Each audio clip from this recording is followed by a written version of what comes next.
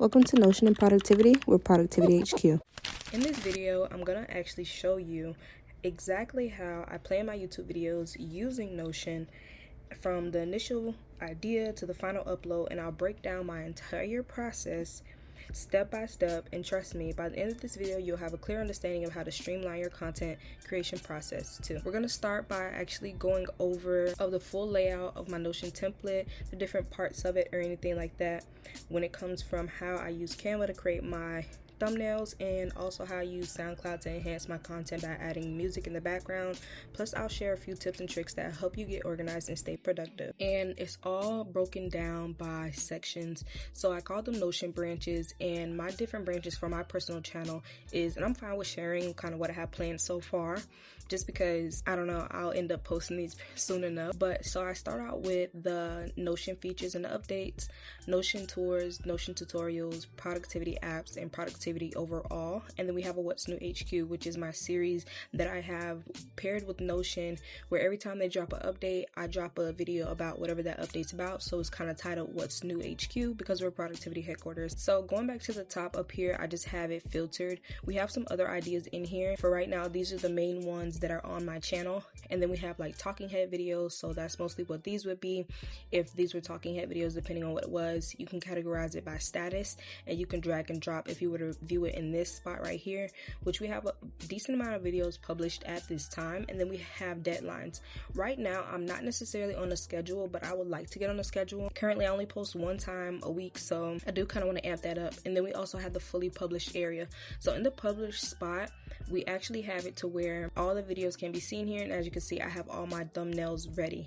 So going back to the side over here, we have all my social links. So this is something easy. Say for example, if you need to copy and paste your link, they're in here for you, readily available. And then say for example, if I have any type of collab coming up or any quick ideas that I have, that's also in here. So at the bottom, I haven't done this yet, but it's something I've been working on, because right now I just kind of grab audio and do it in that moment, but I want to organize it a little bit more. So I've added this in here for posting tracker and an audio tracker. So basically how it would go is, if I'm posting on a bunch of different platforms, this is where I would use this. But currently I only use YouTube, so I don't really necessarily have a use for this at the moment. But for my audio tracker, if I want to keep track of the different sounds that I'm using throughout the month, throughout the year, if I want to repeat use a sound, I can always know what that sound was and a link back to it. And I'll actually show you guys how I get my sounds, and a little trick that I have that I feel like not many people know about, but I feel like it's really useful. So going actually into one of the videos, we'll do a video that's already been posted. Let's see, we want one that actually has some information in it, because not all the time do I actually script my videos. So for right here, for the Ultimate Notion Tour, Productivity and Organization, I have these different categories. Once you open it up, we have who it's assigned to. So say for example, if I did have a team or anything like that, I'd be able to put it to a certain team member. Add my status, which is already published. I put the link here, type Notion Tours, and then my actual media, just so I can easily be able to see what the thumbnail looks like. And it also keeps me motivated, because thumbnails, I love working on them honestly, and seeing when my thumbnail is done and just the concept behind it, it gives me a good idea of what this video should be about, or the type of tone I should be going for. So right here we have deadlines. Say for example, if I did have a deadline, like I said, I don't really necessarily have a schedule, but I do have sometimes certain days I want to get a video out. Like say for example, if it was a video with What's New HQ, I would want to get that out maybe a day or two after that comes out, that update. And then we also have thumbnail. I put if it's done or not. So if I would need to know if the thumbnail's done on a certain video, I can check that off and put not started, in progress, so on and so forth. And going back to the status, I also have different categories where I can put in progress or done, or even just idea, which is where a lot of them sit for a little bit until it really gets here. And the end review would be more so if I did have a team, or if I'm running this past somebody, or even myself, if I'm just thinking like, is this something that I want to launch pretty soon? So right here, as you can see, I also script my videos, and I use this space to actually put my timestamps in. So a big part about when I add my timestamps in, I like to actually go through my YouTube when I go to my YouTube studio. And let me actually open up my YouTube studio. What I'll actually do when I'm in my YouTube studio, when you're actually in the upload process, I'll skip through and actually watch the video from there, or I'll actually watch the video on my laptop, and then I'll pull it up in my notes and I'll put the actual timestamps in, just so when it comes time to actually post it, the timestamps are readily available. That's something that I try to make sure is added into videos, because I know sometimes anyone may click on a certain video for a certain reason, and I don't want to have them sitting looking for certain things and when they can just have the timestamp. So that's a really big part about it. So this is exactly how I organize all of my YouTube videos and break them down into different categories. This is how I make sure I'm on task and I'm still wrapping everything and connecting it to my niche in different categories. Because if you notice on my YouTube channel, this is exactly how I break down my YouTube, just so even if you're on the phone and even if you're on the computer, I have the different categories available for you. So if you're looking for a certain topic or anything like that, it's already in here and it's readily available. So that's a big part about my planning. I make sure that it matches what's actually being seen by my subscribers and by newcomers and anything like that, just to keep it simplified, and so that when it comes time for me to edit and upload, I know exactly what I'm working on. Going more so into the thumbnails, I'm going to show you guys exactly how I create my thumbnails and how I actually figure out what I'm going to do. So let's jump right into Canva, which is what I use, and I'll show you guys how I kind of planned this video right here. So for this video, I'm finally using kind of a picture of myself, which is something that I've been wanting to do for a while, which I feel like kind of brings in people a little bit more wanting to watch the video, because it kind of gives it a more personable kind of feel.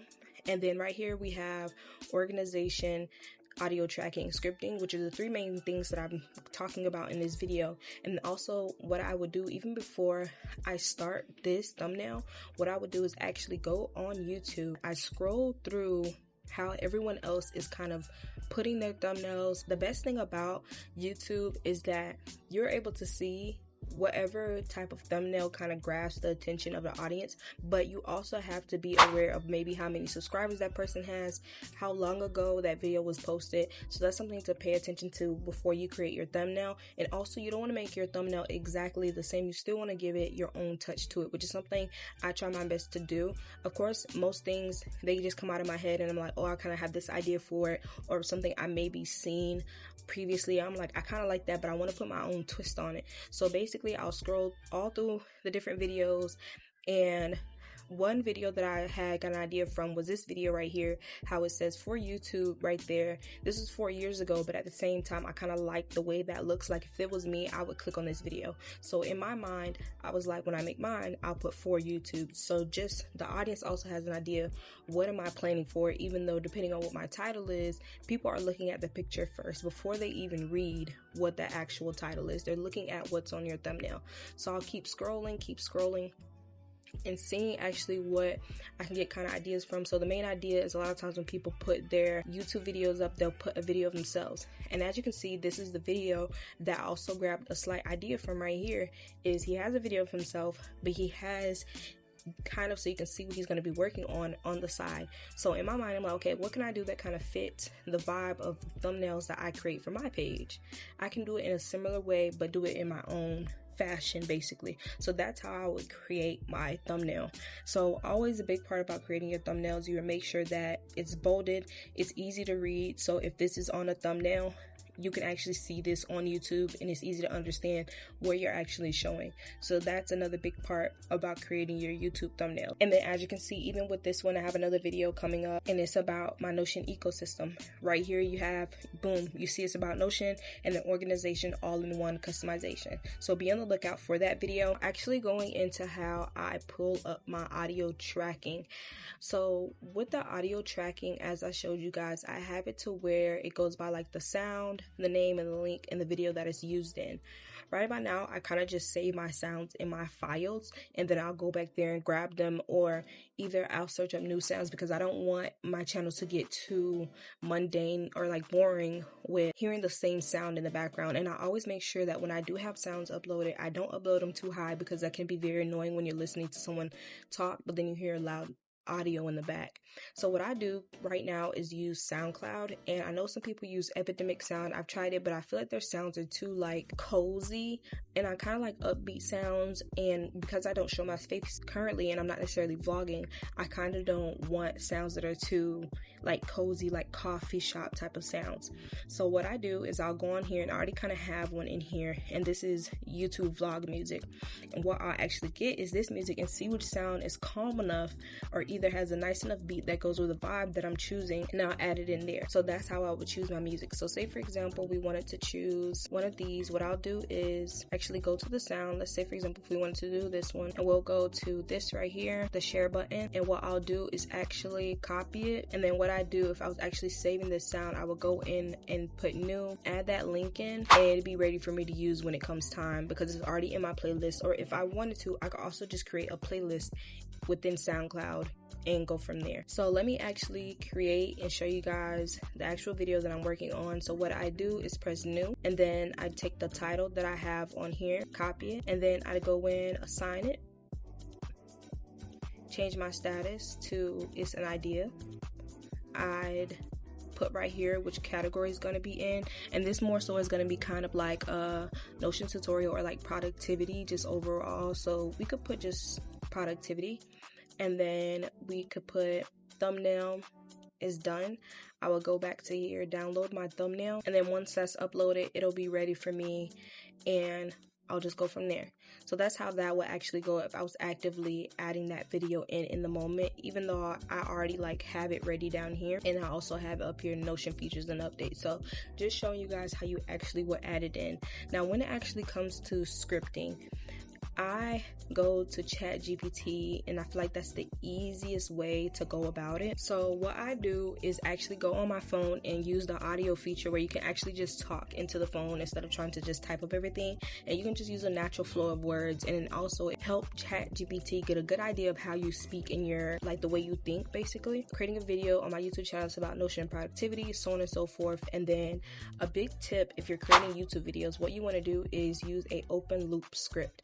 And basically what this is basically you start out with something that will catch the attention of the audience, and then at the end there, or throughout most of the video, their answers will come to them, but at the same time they would have to finish it to get all of the information.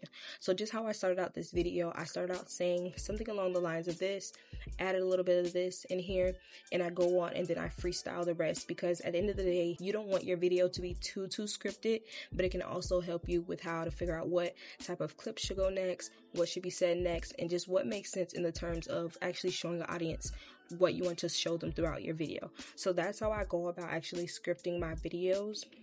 And I feel like it's a good idea to just use your resources, including AI, just to be able to speed up the process a little bit and have less stress on your plate, especially when you are the one who's doing the recording, the editing, and the planning. I know it can get very, very difficult. Going back to actual YouTube, I know a cool part that they've added in is A and B testing for the thumbnails. That's something I haven't tried yet, and it's something I plan on trying. It's not here now because I've already uploaded this video. But a good thing about YouTube is that I actually have it to where I have upload defaults. So if you don't know about upload defaults, instead of you constantly having to upload something into your description every single time, you would go to your settings in your studio, and you would already paste in here kind of what you want uploaded. And I have tags, so when the video at the end is done, I have tags that I'll add, and I also use ChatGPT for that, because when I have a certain video, I want the same tags that kind of line up. I don't want the same tags on every single video. I want tags that align with the video that I've created. So that's in here. And then also my timestamps are in here. So that's something that I use in YouTube Studio. All of this starts with me having all this information ready and available in my Notion. And thank you guys for watching. That's how I break down my YouTube videos and how I plan them within Notion with some added tools on the side. And if you guys found this useful, let me know down in the comments how you currently plan your videos, or if there's anything that you're going to take from this. Thanks for watching.